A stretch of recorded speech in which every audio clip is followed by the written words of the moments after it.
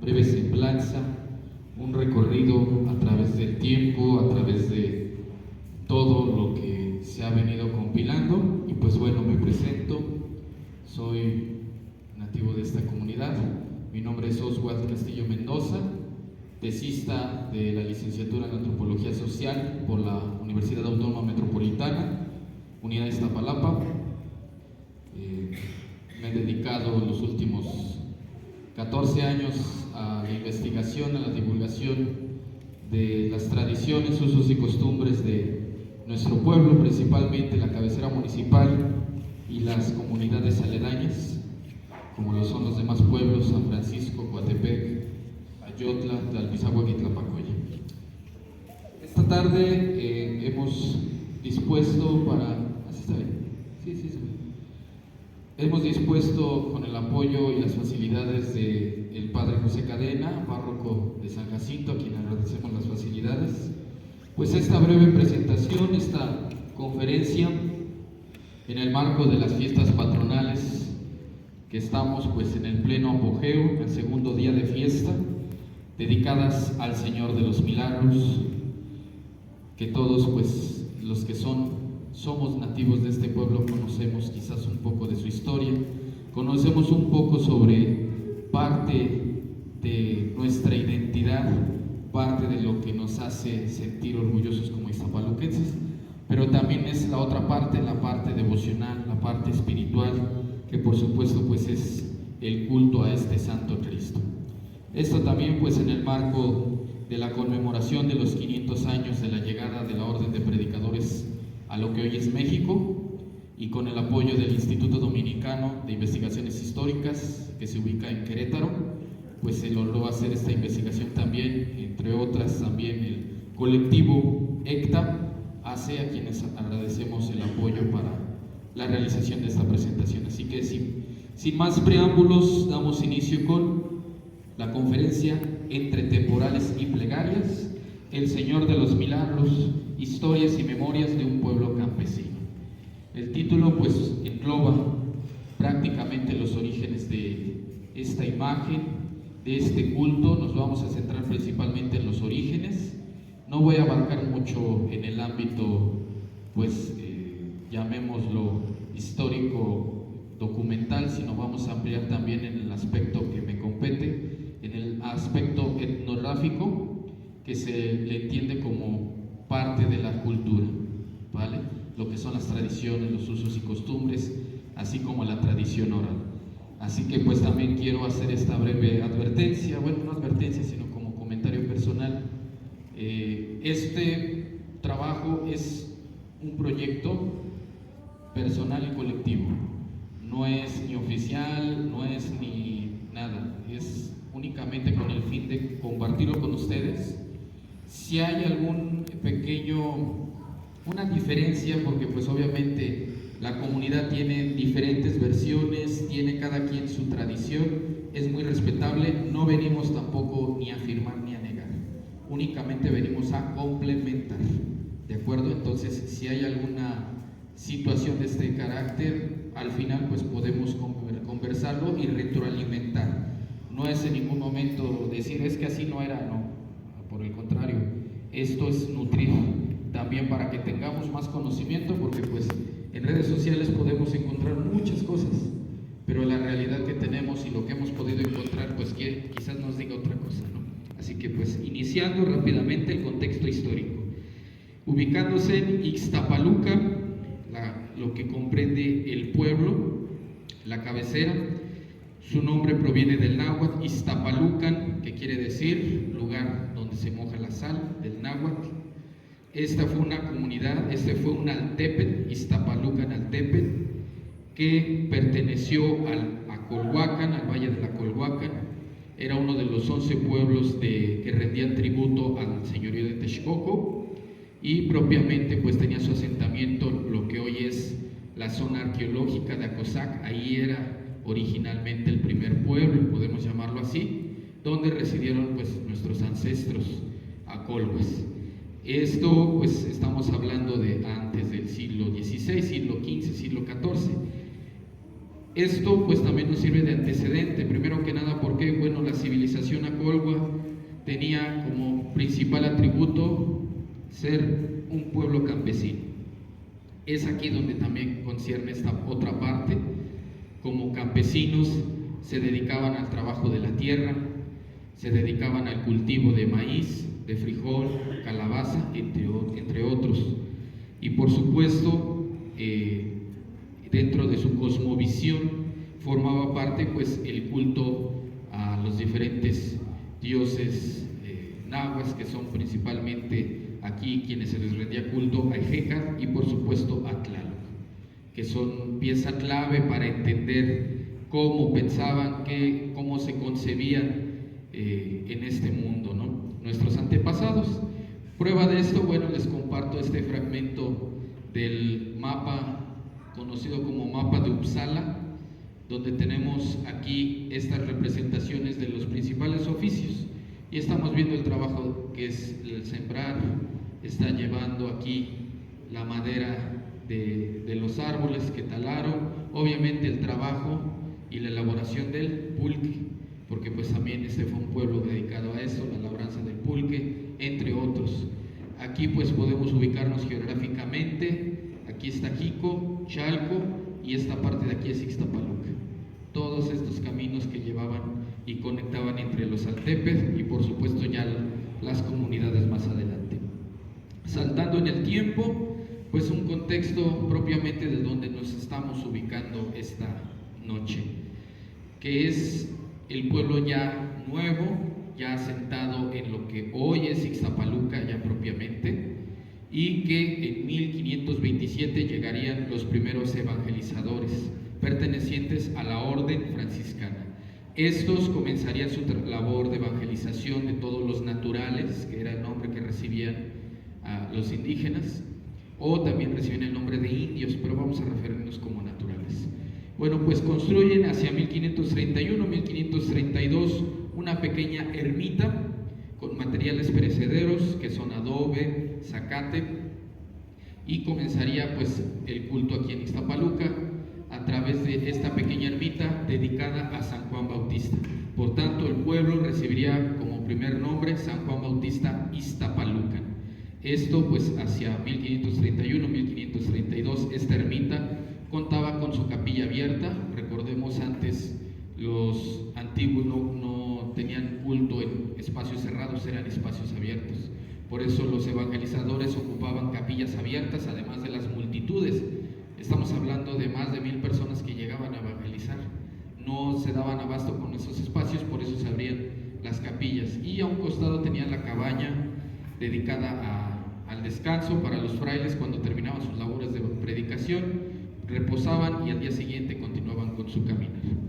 Tenemos también una pequeña reconstrucción digital, ahora con el apoyo de las tecnologías, el avance de la llamada inteligencia artificial, que no es más que una plataforma que nos escupe todo lo que ya existe, pues pudimos reconstruir un poquito lo que pudo ser la ermita de San Juan Bautista. Después llega otra orden importante que también está conmemorando sus 500 años, los dominicos, la orden de predicadores. Su presencia fue importante en esta zona.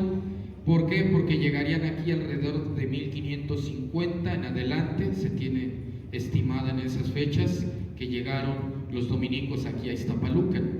A ellos se les cede esa pequeña ermita y más adelante construirían una pequeña iglesia de visita, que es el templo principal que todos conocemos. Su primer registro ante la orden de predicadores fue presentada en el capítulo provincial de 1578. Aparece por primera vez San Juan Bautista Aztapalucan. Noten la diferencia en cómo se mencionaba, y sería aceptado formalmente ya hacia 1582. Después, hacia 1594, se canoniza San Jacinto, que sería un santo nuevo para la orden de predicadores, es traído a Nueva España y comienzan a dedicar varios templos a su patrocinio, entre ellos Ixtapaluca. Y es así que para el capítulo provincial electivo de 1603 celebrado en la Ciudad de México, sería registrado el convento de San Jacinto Ixtapaluca, ya propiamente como un convento que tenía sus visitas y sus poblados aledaños. Esta es otra pequeña reconstrucción que hicimos con dibujo, más o menos de cómo pudo haber lucido originalmente el convento de San Jacinto, con su respectiva capilla, el templo y el atrio, cementerio, el camino que conocemos, y tenía sus tierras, que de hecho aquí viene también esta otra parte importante. ¿Qué tenía como comunidades? Bueno, tenían los pueblos de visita. ¿Cuáles eran los pueblos de visita? Aquellas comunidades que estaban a su jurisdicción. Entre esos pueblos estaba Santa María Ayotlán, que es el pueblo que principalmente estuvo sujeto a Ixtapaluca durante muchos años. También estuvo sujeto el pueblo de la Magdalena Tlapacoyan. Este pueblo fue como que por ocasiones, lo digo de esta manera porque en algunos textos y en algunos documentos podemos encontrar que entre los pueblos de visita de Ixtapaluca estaba la Magdalena Tlapacoyan, pero principalmente fue pueblo de visita de la cabecera de Santiago de Chalco. Pero hacemos esta referencia ya que pues formó parte también en su momento de Ixtapaluca. Entre las haciendas pues tenemos la hacienda del convento de San Jacinto. San Jacinto tenía su propia hacienda. Tenemos la Venta Cerca, San José Buenavista, Venta de Córdoba y Acosac. Y entre los ranchos, el rancho de Jesús María. Todas estas eran dependientes del convento de San Jacinto en su momento. ¿De acuerdo? Como dato principal, el trabajo de la tierra fue importante. ¿Por qué razón? Pues bueno, dentro de eso encontramos una carta dirigida al prior provincial Alonso Barrera, de parte de Fray Cristóbal Martínez, en la cual le describe pues los gastos que tenían para el mantenimiento de la hacienda del convento de San Jacinto, que estaba sujeta propiamente a su jurisdicción, y que Fray Cristóbal Martínez le notifica que las rentas de ese entonces eran de 115 pesos plata, era lo que recaudaba fondos para el mantenimiento del convento de San Jacinto. Esto como una referencia. Ahora sí vamos a entrar al tema por el que espero la gran mayoría ha venido esta tarde, y que es propiamente hablar del Señor de los Milagros, del Cristo propiamente. Pues bueno, ¿qué nos dice la tradición? Un Cristo proveniente de otra comunidad iba de paso a ser restaurado a la Ciudad de México. Posteriormente hacen una estancia en Ixtapaluca, y cuando deciden retornar a su comunidad o al lugar a donde se dirigían, el Cristo no se quiso ir ya de aquí. Esto es una forma resumida de la leyenda, la historia del Señor de los Milagros. Puede haber variaciones, quienes han escuchado que venía de Ayotla, otros que venía de Puebla, otros que de Morelos. No buscamos aquí tampoco ni negar ni afirmar, sino complementar, como dijimos. Entonces, esta historia es la que da origen al culto al Señor de los Milagros. Proveniente de otra comunidad, una vez que hizo su estación aquí, ya quisieron continuar su camino, el Cristo decidió ya no irse, se tornó pesado, la comunidad decide adoptarlo y se queda aquí en esta comunidad de Ixtapaluca. Y bueno, aquí viene esta otra parte, complementar. Muchas versiones nos dice, es que fue en el siglo pasado, hacia 1920, ¿no? Otras que no, que fue en 1800, otras que quizás más antes. ¿Qué es lo que nos arroja la información? Con lo poco que hemos encontrado, porque créanme que es una odisea esto, no es fácil encontrar estos documentos, pero a Dios gracias se consiguió. Tenemos un documento en el archivo del Arzobispado de México, en una de las visitas pastorales del arzobispo Aguilar y Seijas de 1683, que obviamente se tuvo que paleografiar y transcribir, pero describiendo los objetos útiles que tenía este convento de San Jacinto. Nos menciona entre las pertenencias, cabe aclarar que en las visitas pastorales venía el obispo, visitaba la comunidad y obviamente revisaba que todo estuviera en orden, que era lo que estaba en su jurisdicción, propiamente pues en la administración de los sacramentos. En algunas visitas se hacía esto, los inventarios. Estos inventarios podrían estar muy nutridos, otros podrían estar muy breves. Únicamente mencionaban, había 6 misales, había tantos ornamentos, tantos cálices, tantas patenas, etc. Bueno, este inventario nos arrojó un dato que en lo particular me pareció importante. Menciona, en una capilla lateral se encuentra un Cristo que recibe muchos devotos. Es todo.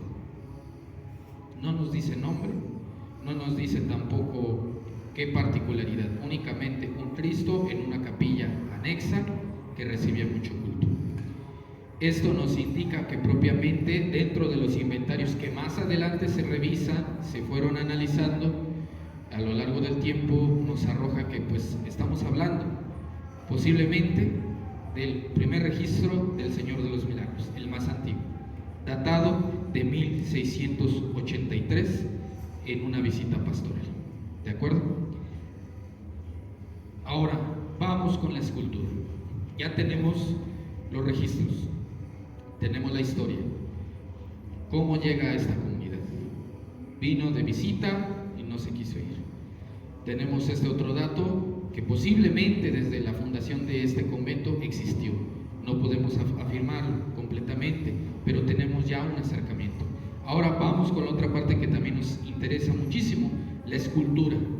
Quienes no han podido apreciarla, los invito a que al finalizar esta conferencia lo visiten, está aquí adelantito de nosotros.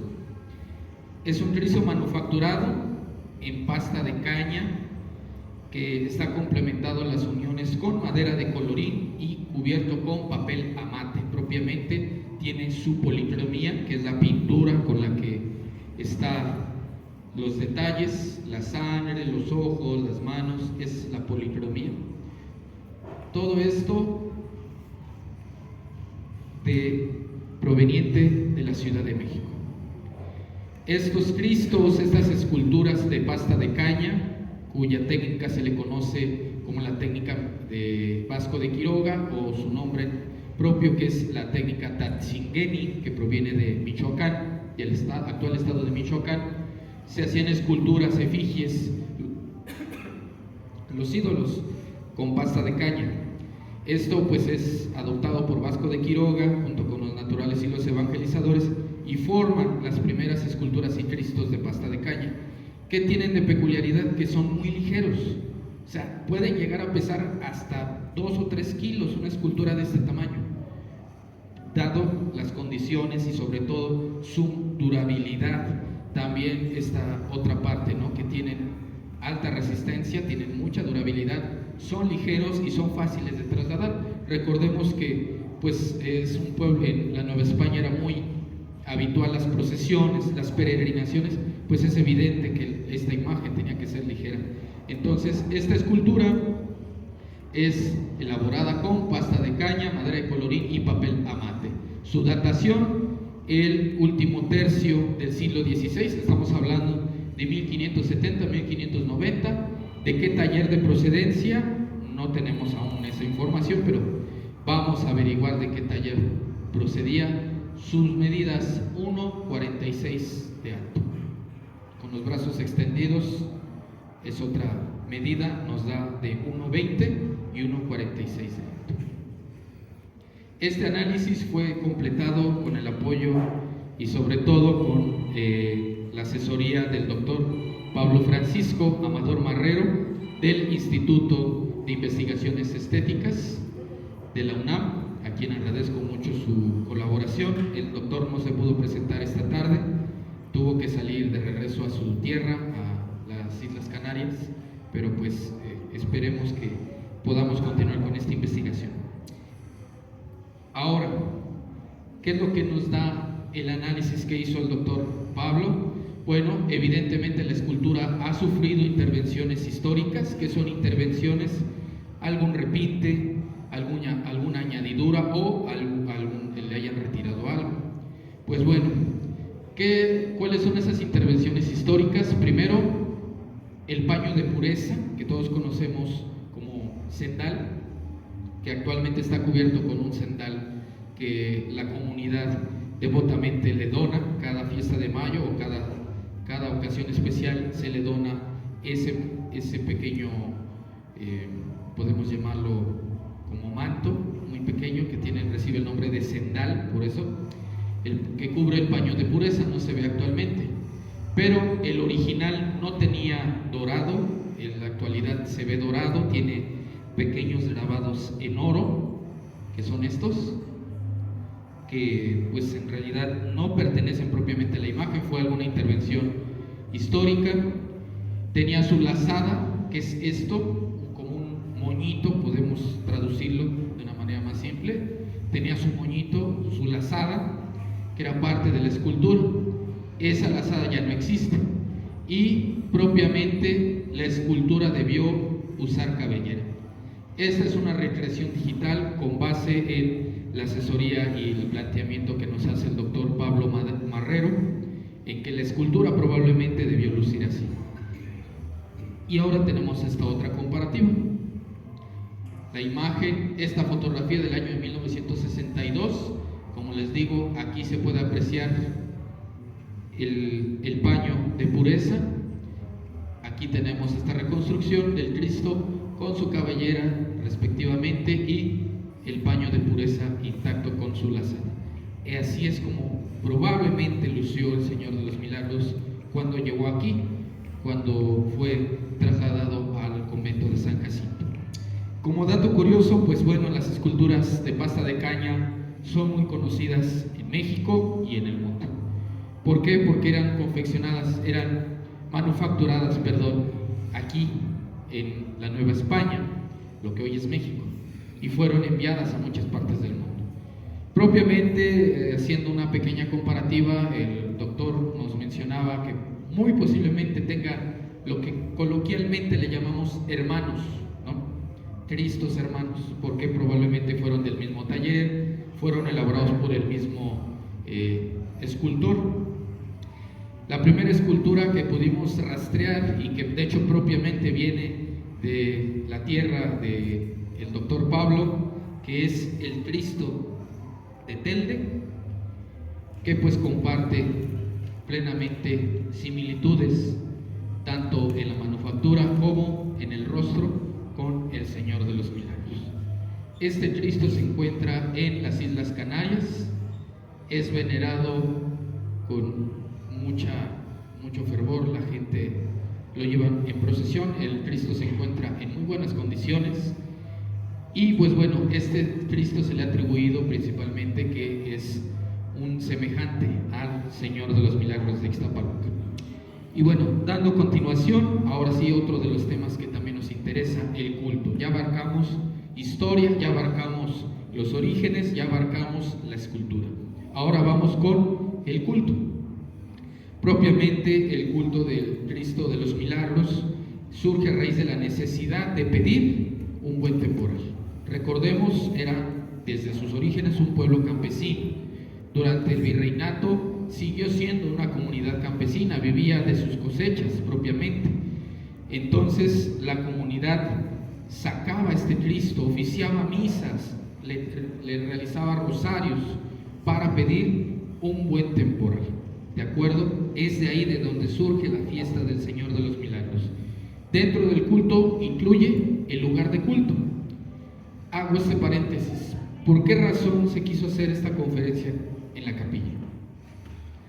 Pudiendo hacerse obviamente en el templo, pero haciendo esta pequeña referencia, fue decisión de un servidor el hacerlo en esta capilla, porque propiamente aquí fue su capilla del Señor de los Milagros. Esta fue su capilla original.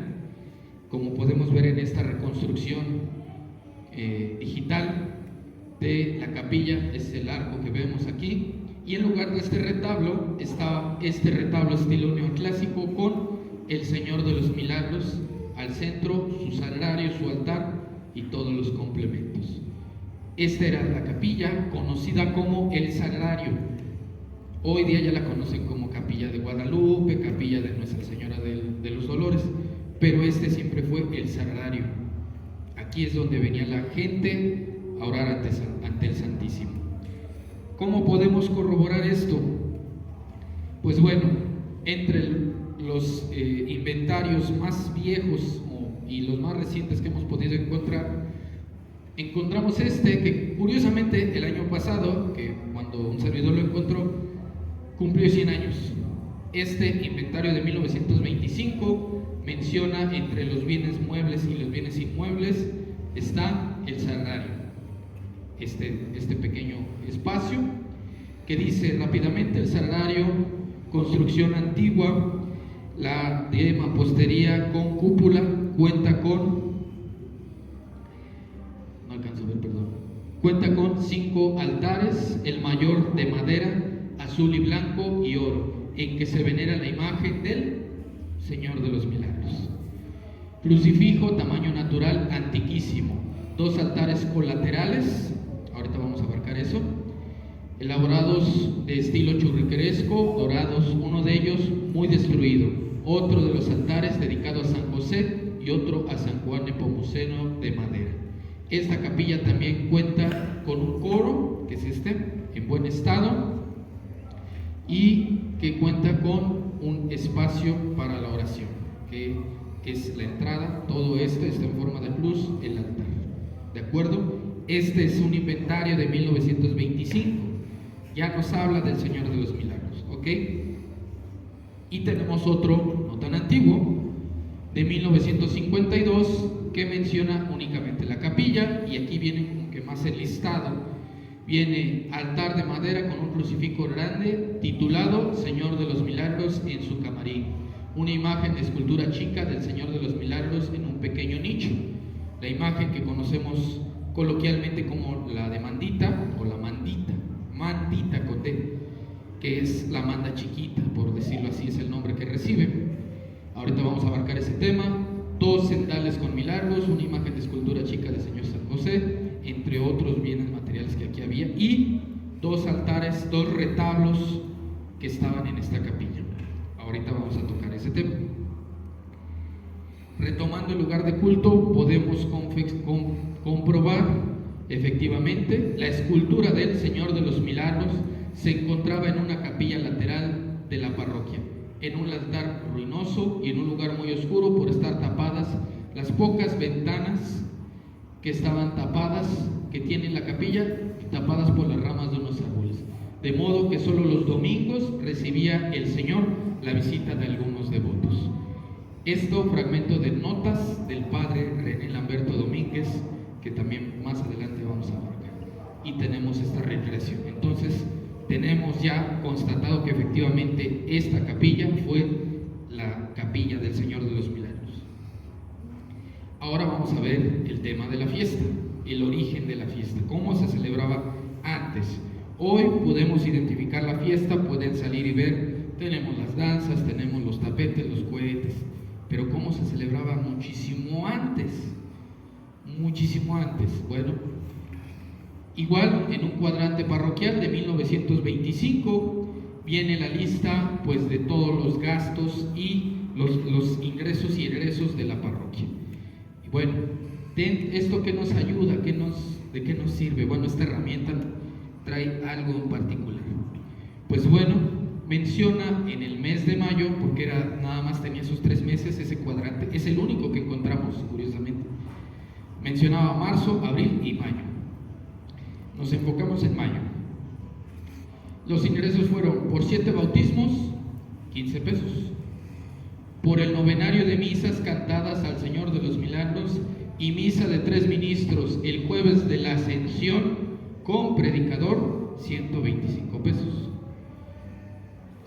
Las ofrendas en el novenario fueron de 17 pesos y al predicador y ministro se les pagó 35 pesos. Se compró vino para consagrar, que costó 2 pesos con 50 centavos desde entonces. Por lo tanto, hubo ingresos de 352 pesos y al párroco se le dio el monto de 290 pesos con 39 centavos, dado en Ixtapaluca, mayo 27 de 1925, firmado párroco José R. Frías. Este documento nos ayuda a entender cómo era la fiesta del Señor de los Milagros. ¿Cómo se realizaba? Se hacía el novenario, las misas cantadas, se bajaba el Cristo y era trasladado al altar mayor. Se oficiaba el novenario, las 9 misas, y el jueves de la Ascensión el Cristo se oficiaba a las 12 del mediodía, la misa de función que se le llamaba, de 3 ministros. Terminaba la misa e iniciaba una pequeña procesión por el pueblo.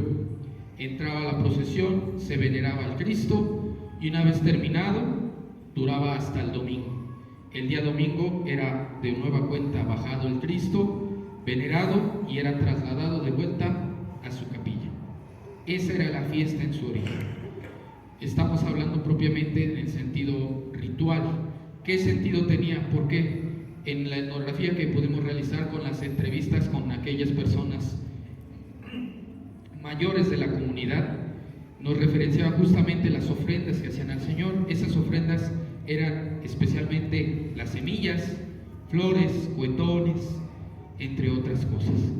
Propiamente era el culto campesino. ¿Por qué razones se sacaba al Señor de los Milagros el jueves de la Ascensión? Tiene 2 razones. Primera, en el sentido antropológico, lo vemos lo que es en los antepasados. Los originarios tenían propiamente el culto del ciclo agrícola, que iniciaba desde febrero y terminaba en agosto, aproximadamente noviembre. En el mes de mayo era donde la temporada fuerte, donde se hacía la petición de lluvias. Dentro de esa petición de lluvias, pues entran los santos que más adelante son traídos por los evangelizadores. En este caso, San Isidro Labrador, cuya fiesta estamos hoy celebrando, 15 de mayo, pero también esta otra celebración que poco se menciona o ya se ha ido perdiendo, que son las rogativas, en las cuales se realizaban procesiones pequeñas con alguna imagen, algún Cristo en el atrio, pidiendo por el buen temporal. Esto se hacía 3 días antes del jueves de la Ascensión. En este caso, la fiesta del Señor de los Milagros es el jueves de la Ascensión. Principalmente es el día, duraba jueves, viernes, sábado y terminaba el domingo. ¿De acuerdo? Esa es la fiesta en sus orígenes.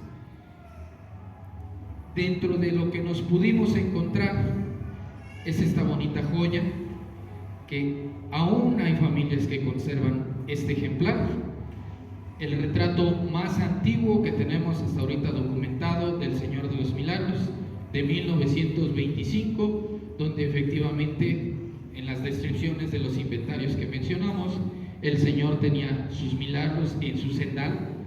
Antes se acostumbraba mucho a las esculturas, a las imágenes de vestir, colocarles los sendales, los milagritos, que son estas muestras de agradecimiento por los favores concedidos, en el manto, túnica o, en este caso, el sendal. Aquí están los milagros. El Cristo usaba cabellera, efectivamente. Las manos las tenía sujetas y vendadas. Era una muestra, podemos llamarla de afecto, para evitar el cansancio del Cristo. Era la intención con la que muchos Cristos eran amarrados. En ocasiones llegan a tener cojines.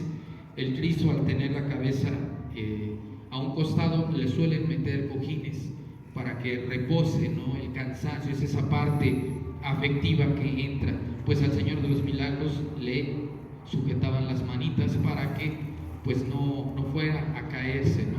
La escultura, y propiamente su tiara de 3 potencias. Esta es la escultura como nuestros antepasados la veneraban. Y pues bueno, aquí entramos con la transición, que es el hueco. Quise llamarlo así, ¿por qué? Porque hay un hueco de información y aquí es donde viene pieza clave. De 1925 a 1949, San Jacinto no tuvo párroco. Su último párroco fue efectivamente el padre José Frías. Desde entonces pasó a estar a cargo del curato de Ayotle, la parroquia de Nuestra Señora del Rosario. Administró Ixtapalooca y Chalco, junto con Tlalpizáhuac y otras comunidades más. Esto a raíz de que 2 acontecimientos importantes: la Revolución Mexicana y la Guerra Cristera. Si bien con la Guerra Cristera, que este año cumple 100 años del inicio de esta gesta, no hay documentación vasta aquí de presencia de cristeros en Iztapaluca, atribuimos que posiblemente se tuvo influencia, porque aquí viene el elemento también de la tradición oral, los relatos de los adultos mayores que nos decían: el Señor de los Milagros en tiempos de la Revolución era escondido en las casas, era escondido entre el zacate o en los pozos. ¿Para qué? Para evitar justamente que fuera ultrajada la imagen. Así que las imágenes, los objetos sagrados de la iglesia eran escondidos en las diferentes casas, en los lugares donde guardaban el maíz, donde tenían a los animalitos, o propiamente en las casitas de adobe. Eran ocultas estas imágenes, estos objetos sagrados. Y pues es el caso del Señor de los Milagros, que durante ese periodo estuvo en diferentes espacios. Y como mencionamos, ¿por qué está este bloque? Primero, la iglesia estuvo abandonada, no tenía mucha atención. Para muestra un botón, esta carta de 1949, redactada por el mayordomo, el fiscal, el encargado, el sacristán y el presidente ejidal de aquel entonces, solicitan al Obispado de México un sacerdote para esta comunidad. ¿Por qué? Porque por más de casi 20 años no han tenido párroco. Eso implica el abandono propiamente de la comunidad, el que no se administren correctamente los sacramentos, el que pues tenga que trasladarse el párroco de otra comunidad a oficiar la misa o administrar los sacramentos, y pues era complicado, ¿no? Por esa razón la comunidad se organiza. El señor Felipe Romero, Félix López y Florentino Olvera, que eran principalmente quienes firman esta carta, esta petición, es enviada esta carta al Obispado de México. Encontramos esta copia aquí en el archivo parroquial. Ahora viene la Reforma. Después de este hueco que no hay curas, después de esa petición, en 1952 es atendida por el Obispado de México y mandan al primer párroco que tuvo Iztapaluca después de mucho tiempo, que es el padre Hilario Pastén, que estuvo de 1952 hasta 1959. Fue el primer párroco después de un periodo de tiempo. Y posteriormente llegaría pues una figura que muchos en el pueblo quizás conocen, y que es el padre René Lamberto Domínguez Trejo. El padre René, para muchos conocido, para muchos querido, otros quizás tengan muchas experiencias, quizás que los mayores que aún están con nosotros, pues bueno, era el padre René, con mujeres que fueron a visitar la villa, la Basílica de Guadalupe. Esta fotografía fue tomada en la Basílica de Guadalupe, esta fotografía que nos comparte la familia Islas de la Rosa, donde aparece el padre René, que estaría en esta comunidad al frente. Y pues bueno, dentro de la Reforma pues estuvo muchos cambios en esta parroquia. Para esto pues tenemos la muestra de las notas que podemos encontrar del padre René, en donde hace referencia en el estado en que encontró la parroquia de San Jacinto. Él la recibiría un 19 de junio de 1959, tomaría posesión de esa parroquia de San Jacinto y comenzaría con los trabajos de reconstrucción. Así es como lucía la parroquia, esta fotografía colorizada que hicimos esta pequeña edición pues para que puedan apreciarla, y el antiguo altar o el altar original del presbiterio, de la nave principal del templo, donde estaba ubicado San Jacinto. Esta fotografía perteneciente a la adoración nocturna, la sección adoradora de San Jacinto, donde aparecen los primeros adoradores de la sección de San Jacinto. Estas otras fotografías de la Fototeca Nacional. Así es como lucía derruida la parroquia. Este es el convento, el ex convento. Esta es la entrada que todos conocemos, la librería. Estaba derruido, y aquí se encuentra el claustro, que era completamente de madera. ¿Vale? Ese es el estado en que encontró el padre René la parroquia. Y pues bueno, para ello realizó cartas al obispado de Texcoco. San Jacinto pertenecería al obispado de Texcoco a a partir de 1960 y hasta 1979. En esta carta dirigida al obispo menciona que el archivo parroquial está quemado casi en su totalidad. Solamente se encontraron 12 libros, que son los que permanecen hasta la fecha y que nos han servido de guía, por muy pocos que sean y no muy vastos, pues nos sirven de idea de cómo era la parroquia en aquel entonces. Firmada por el padre René, con su puño y letra. Esta carta dirigida al obispado de Texcoco. Y pues bueno, a raíz de eso, el padre en su llegada a esta comunidad encontró pues un cariño especial por el Señor de los Milagros. Es por ello que él en sus cartas menciona que cuando recibió la parroquia justamente estaba abandonada esta capilla, no estaba en el estado como la vemos ahorita, y que pues su intención era exaltar al Cristo, ¿no? Es por ello que en 1961 manda una carta solicitando al obispo de Texcoco, doctor Francisco Ferreira y Arreola, la petición de creación de la Asociación del Señor de los Milagros, dedicada al culto y veneración de este Cristo. Su nombre oficial registrado ante el obispado sería la Asociación del Santo Cristo de los Milagros de Ixtapaluca. ¿Qué nos menciona en la Asociación de los Milagros, la Asociación del Señor de los Milagros? Pues bueno, incluye su culto y su patronazgo. ¿Cuál es su patronazgo del Señor de los Milagros? Pues bueno, es la protección contra los rayos, contra accidentes automovilísticos, carreteros, marítimos y hasta atómicos. Esto es lo que nos refiere en la carta de Asociación del Señor de los Milagros. Propiamente el padre René, con estas modificaciones, comienza a promover el culto al Señor de los Milagros, y con ello pues también dentro de las entrevistas que se pudieron realizar, pues no tenía como que cierta familiaridad con San Jacinto, por lo que la imagen pasa a segundo término y quien pasa a ser patrono titular es el Señor de los Milagros. Dentro de los cambios pues de la fiesta que conocemos, pues bueno, los cambios que realiza el padre René: primero, la traslación del Cristo es sacado de la capilla, y en los costados, que están actualmente vacíos, está la escultura de la Virgen María en sus diferentes advocaciones. Estaban dos retablos. ¿Cuáles eran? Este que tenemos aquí atrás y el actual retablo que preside el presbiterio.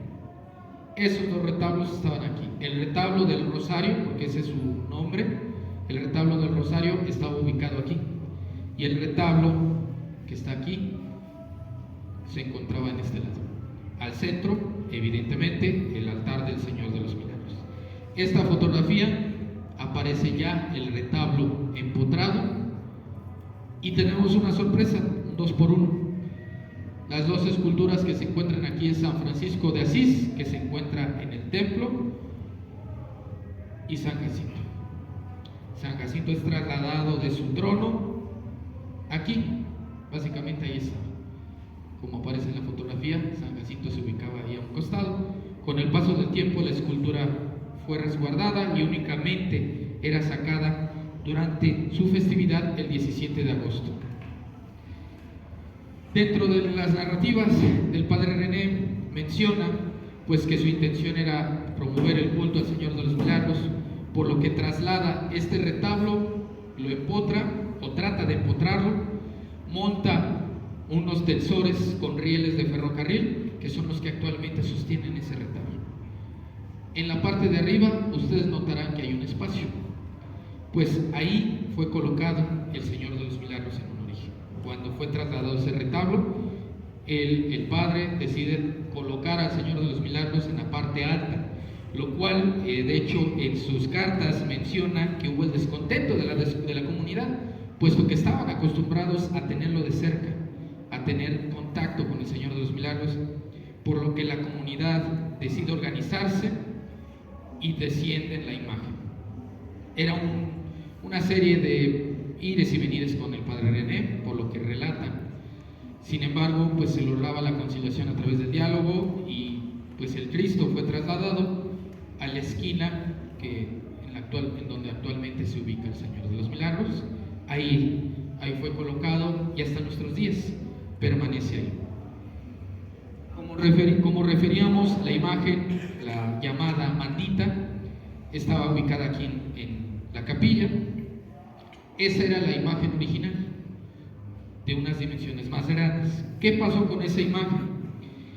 Los relatos nos dice el padre René en sus cartas, y leo que a texto dice: el 17 de agosto de 1961 a las 12 del día, el templo estaba repleto. Celébrase la fiesta de San Jacinto y esperábase que llegaran los seminaristas de Texcoco, cuando cayó un rayo sobre la cúpula de la capilla, despegando una losa de 20 centímetros de espesor y cubriendo el suelo de cal, pero sin hacer daño a nadie. Quizás el rayo había sido enviado para avisar que en esos momentos una persona ingrata y tonta se robaba la imagen pequeña del Señor de los Milagros, llamada por el vulgo, o coloquialmente, la de mandita, pues este día desapareció del nicho en el que se tenía guardada. Es el día en que la imagen de mandita, la original, desaparece, fue sustraída y fue sustituida por otra imagen más. ¿De acuerdo? Dentro de las celebraciones también hubo otros cambios. El padre ya no quería que saliera la imagen original, se resguardó. Es por ello que manda a elaborar una imagen réplica, que pues los relatos nos vienen y nos dicen que pues efectivamente no fue bien recibida al inicio. Esa escultura fue realizada en 1962, fue puesta a veneración el 30 de mayo y cuyo costo tuvo 4,500 pesos. Fue elaborada por el maestro escultor en madera. Fue realizada por el maestro Ramón Barreto de Toluca. Esa escultura que actualmente, ahorita está en procesión, ahorita está de visita, que muchos veneran con mucho cariño, es la imagen que se mandó a hacer en 1962 y puesta a veneración, y que a partir de ese entonces es la imagen que peregrina con la comunidad. Desde entonces también la imagen original permaneció aquí. Ese nicho tenía forma de cruz, fue realizado por los hermanos López, llamados coloquialmente los cuates. Estos hermanos dedicaron también tiempo a trabajar con la Asociación del Señor de los Milagros para el mantenimiento y la reconstrucción de la parroquia. Dentro de esto pues también destacamos algo importante. El Señor de los Milagros salía principalmente al campo. Recordemos que pues Ixtapaluca no es como la conocemos hoy día. Sin embargo, la procesión nace justamente de la necesidad de pedir el buen temporal. Por eso ustedes notarán que la señora que aparece en la fotografía, ¿qué lleva? Carrizos. Porque originalmente la procesión era la imagen y la gente llevaba carrizos. Era la ofrenda, era con lo que se llevaba al Señor de los Milagros. Por mencionar algunos integrantes de la comisión, que sí recibió el nombre de la Asociación del Señor de los Milagros, estaban los señores Jesús Durán, Juan Enríquez, Nicolás García, Demetrio García, los señores José y Pedro Cisneros, el señor Dionisio Mendoza y los hermanos René y Dionisio López, además de la señora Berta, entre otras personas que se sumaron a la Asociación del Señor de los Milagros y formaron parte de las comisiones organizadoras de lo que hoy conocemos como la fiesta. La fiesta en la actualidad, ¿qué conlleva? Los tapetes de acerrín, la danza de matachines. ¿Pero dónde se origina? Bueno, para responder esas dudas, la danza, los tapetes de acerrín, que hoy son muy populares de aquí de Ixtapaluca, forman parte ya de las tradiciones, de las costumbres, mejor dicho, de esta comunidad. Llegarían alrededor de hace 50 años. Las personas que iniciaron esta costumbre aquí serían propiamente señores de la comunidad, el señor Juan Rivera Cisneros, Damaso Morales y el señor Juan Martínez. Serían los precursores de la tradición de los tapetes de acerrín, entre otras personas más que se sumaron, que pidieron anonimato también, serían los iniciadores de esta tradición. Y aquí tenemos esta fotografía de uno de los primeros tapetes que originalmente se hacía en el atrio. Con el paso del tiempo, las familias del pueblo fueron realizando sus tapetes, principalmente en la primera calle que empezaría a realizarlo sería la Ignacio Manuel Altamirano, hoy la calle del Deportivo de la Venta, de parte de la familia de la señora Jacinta Rojas, quien agradezco mucho su presencia y también el apoyo para la investigación, y que pues las demás familias de la comunidad, principalmente la calle Zaragoza, entre otras calles de la colonia Santa Bárbara, se sumarían a realizar los tapetes de acerrín. Y por supuesto la danza que conocemos, esta danza tan enigmática, los matlachines, originarios del pueblo de Tolosa, municipio de Pinos, en el estado de Zacatecas, una pequeña ranchería. Sería traída a Iztapaluca por el señor Margarito Sagastume alrededor de 1965, es un aproximado lo que nos han compartido. Sería quien traería esta danza, cuyo nombre era la chichimeca. De esta danza saldrían dos danzas más con el paso del tiempo, y que de hecho nos están visitando también, curiosamente, que es la danza única guadalupana, la comparsa única guadalupana y la comparsa guadalupana de Tolosa Pinos. Son las dos comparsas, son familia, y que son descendientes de la primera comparsa de matlachines que llegaría aquí a Iztapaluca. Y pues bueno, la tradición también evolucionaría. Originalmente la escultura pequeña de la mandita era llevada en hombros por hombres. Con el paso del tiempo esa tradición, o mejor dicho, costumbre, porque a veces le decimos a todo tradición, la costumbre sería cambiada y se evolucionaría. Actualmente la jerarquía es la imagen grande, usualmente es llevada en hombros por los caballeros, y la mandita llevada por las mujeres. El orden va primero la imagen, la de mandita, y atrás la imagen grande, la imagen peregrina del Señor de los Milagros. Entre otros elementos, pues la pirotecnia, también los primeros coheteros de Iztapaluca, que entre ellos destacan algunos familiares, que sería el señor Alberto Mendoza, bueno, los hermanos Mendoza, en realidad serían de parte de los iniciadores del grupo, la agrupación conocida como coheteros. Actualmente ya son jóvenes de la comunidad que se suman, pero en su origen eran señores de aquí de la comunidad. Y pues bueno, ya para ir concluyendo, la fiesta como ha ido evolucionando a través del tiempo. Esta es la fotografía más antigua que hemos podido encontrar de la imagen peregrina, que de hecho, como dato curioso, el anda, que es donde se traslada la imagen, donde es llevada en hombros, era originalmente de madera. En esa anda se llevaba la escultura original del Señor de los Milagros. Con el paso del tiempo se deterioró, desconocemos actualmente su existencia, probablemente en algún momento del tiempo fue resguardada o fue desmontada y pues forme parte de algunos de los muebles de la parroquia. Esto con el paso de los años, los hermanos López mandarían hacer una nueva anda junto con el señor Nicolás García. Serían los encargados de realizar una nueva anda con forma de pirámide, que el nombre recibe de peana, la peana donde lleva el Cristo, donde es sujetado el Cristo, y era llevado en procesión por las calles del pueblo. En la actualidad, la escultura es llevada en una anda completamente plana, lisa, es montada en la peana y se le coloca un toldo, una protección, pues, para evitar las inclemencias del clima. Hay que considerar que pues, la procesión con el paso de los años ha ido aumentando, ha ido acrecentando, ya no es la misma. Antes, por lo que me pudieron comentar, la procesión llegaba a durar hasta 5 horas, en ocasiones de noche.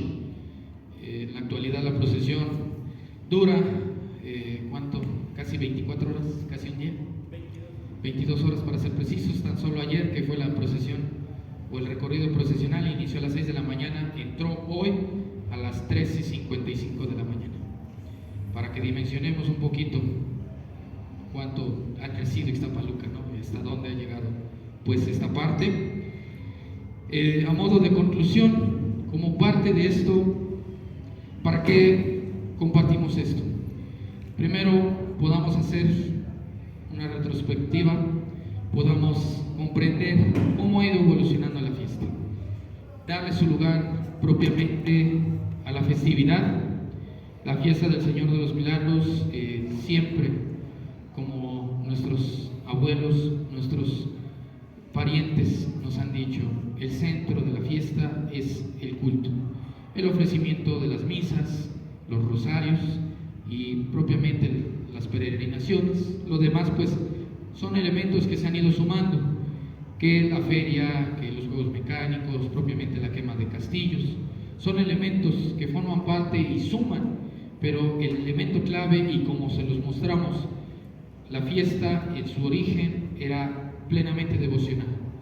Y este mensaje quiero transmitirlo a título personal, que esperamos que siga que siga siendo una fiesta de devoción, una fiesta que podamos compartir justamente las nuevas generaciones. Evidentemente escuchan ahorita el ruido del exterior y tampoco no se busca satanizar pues lo que hay afuera, forma parte, pero lo que la esencia de esta fiesta es que sea una fiesta de concordia, una fiesta de paz, una fiesta donde se dedique la oración y que recordemos lo que nuestros antepasados hacían. Hoy día la fiesta culmina a los 8 días con la procesión hacia el ejido de Ixtapaluca. Lo que hoy es el ejido de Ixtapaluca, no me mentirán quienes están aquí presentes, personas mayores del pueblo, el ejido abarcaba un poquito más para acá. De hecho, de la calle Jesús María hacia acá era pueblo, de la Jesús María hacia allá todavía era ejido.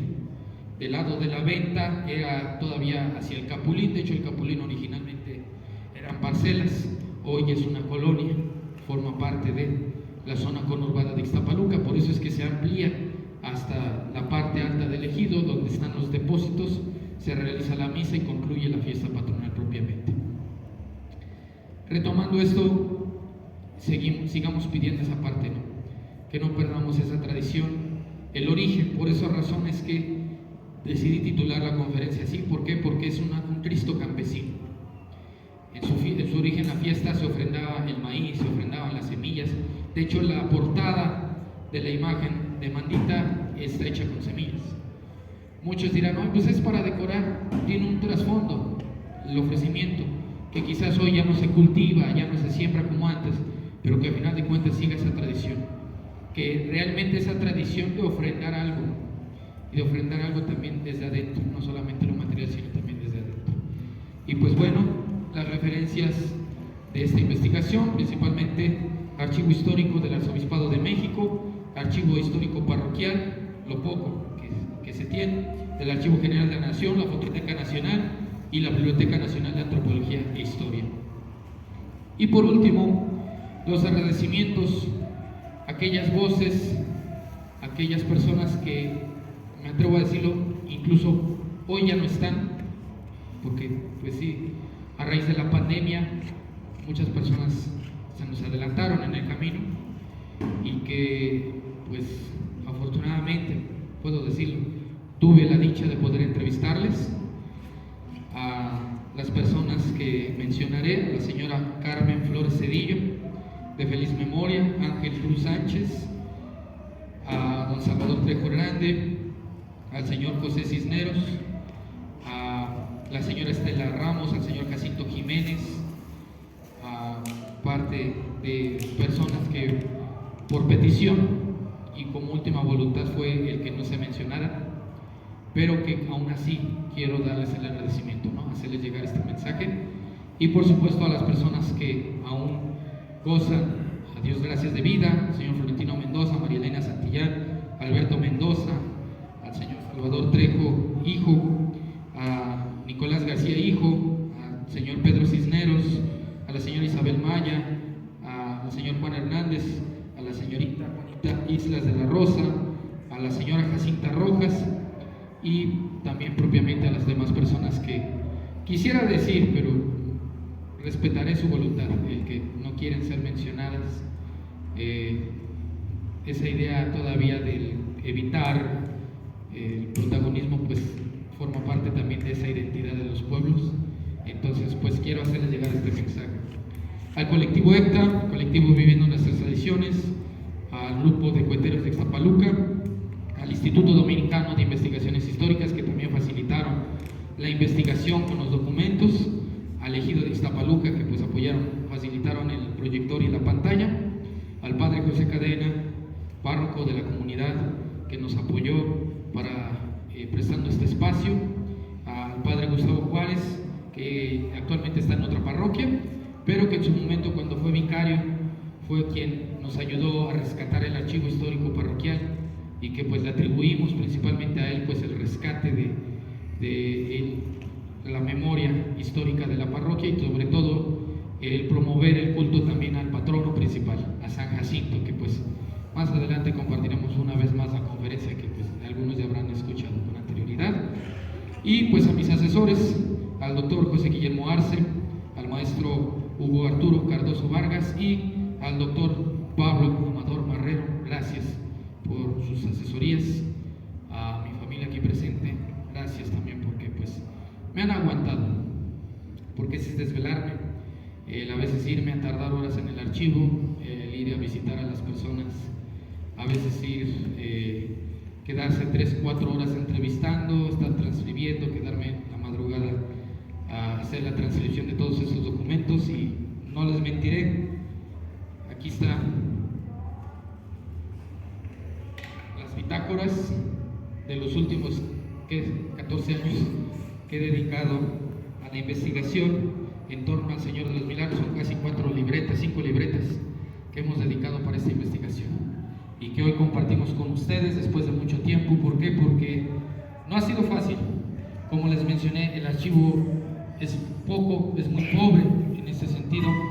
No había mucha información, y la poca información que conseguimos y la más nutrida pues fue de la comunidad, para la comunidad. Así que pues esto es para el pueblo de Ixtapaluca, para sus habitantes, y pues gracias a quienes han dedicado estos minutos a compartir pues esta información con ustedes. De antemano, muchas gracias, y que pues les invitamos a vivir esta festividad con mucho respeto, con mucho cariño, y bienvenidos sean a su casa, la parroquia de San Jacinto, la casa del Señor de los Milagros. Muchas gracias.